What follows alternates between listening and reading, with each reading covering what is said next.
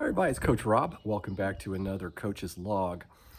This is a little bit different. I thought of something after the fact. All these recordings that you're seeing. They kind of come and go, and I thought of something else I wanted to add to Climbing Week. And this one is about tackling different types of climbs. Yeah, I've mentioned in many videos that you need to work within your own ability, but sometimes people don't understand how to maximize their ability. And one of the things that I picked up years ago, man, it was just an eye opener. I left you the quick tip on rowing, rowing your bike uphill. But one of the other things that doesn't get brought up a lot is how to climb certain types of climbs. First things first, know thy enemy. How long is this climb? How many corners does the climb have? Are there a lot of switchbacks? Is the climb stepped, meaning that it has multiple grades as you go upwards? One of my favorite tips that was given to me years ago was to quit worrying about data, quit worrying about numbers, and go on perceived exertion. I'm like, wow, gee, I did that before and I didn't help much. Here's the big tip. If you're on any kind of climb and the grade changes, that means that you're going from one pitch into a hairpin and then up to another pitch. You know those hairpins are quite often a little flatter. Well, you need to gear up. Here's the big trick. Maintain the same tension in your quadriceps, your legs, as it was before. What you don't ever want to do is come off of a hard grade onto a flatter stretch or an easier stretch and be spinning like a rabid hamster on a turbo wheel. That is just a recipe for disaster, because what's going to happen is cardiac drift is going to kick in. As you get around that low flat spot and you need to get back into that harder, more muscle endurance work, guess what's happened?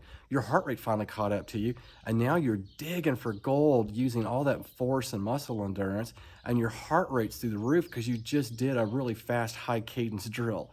So remember, shift up to a harder gear as you're going around those corners or as you're kicking up to a step on a stepped climb. The other thing too to remember is this.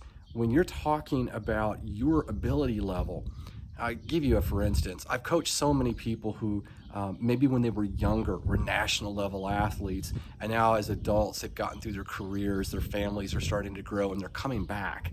Well, guess what? They've got a lot of muscle memory going on, and they think they're still 18, 19, 20 years old when they're in their 30s and 40s, and they're still acting like they were, how they rode when they were juniors. And so one of the things I often tell them is this climb is 5-10 minutes long, and you just tried to clobber at 350 watts. Well, I know that that particular person has never ridden that deep in their lives. And even though that, they were capable of knocking that out, the rest of their ride is completely obliterated. Their legs are destroyed. They're ready to bonk. They're just miserable. So if you take a look at the climbs that you're about to do, and remember what I said, know thy enemy. Understand the climbs that you're going to undertake on your ride. If you look at that climb and you find out that it's supposed to take you 5, 8, 10, 15 minutes to complete, and you look at your wattage, what's the maximum you've ever done for that duration in the most recent 4 to 5 weeks? Cut about a third of that off, and that is you riding within your ability on a long ride. So remember that. That'll really save you going forward. Other things to recall too when you're dealing with longer duration climbs is that you need to remember comfort and convenience. This is something that also gets missed quite often. I think too many of us have got this hard man mentality, both men and women, where we're just trying to harden up and we're trying to be the toughest versions of ourselves.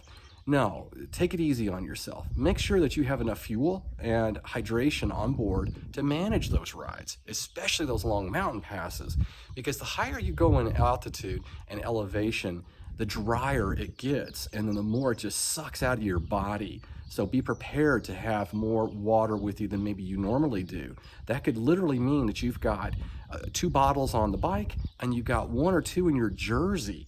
Don't forget that you may need to wear extra clothing too as you're climbing. There's all kinds of things to consider and understand when you're trying to become a better climber. Just stay tuned. We're going to have a lot more to come in the future, and I hope Climbing Week has been very, very helpful.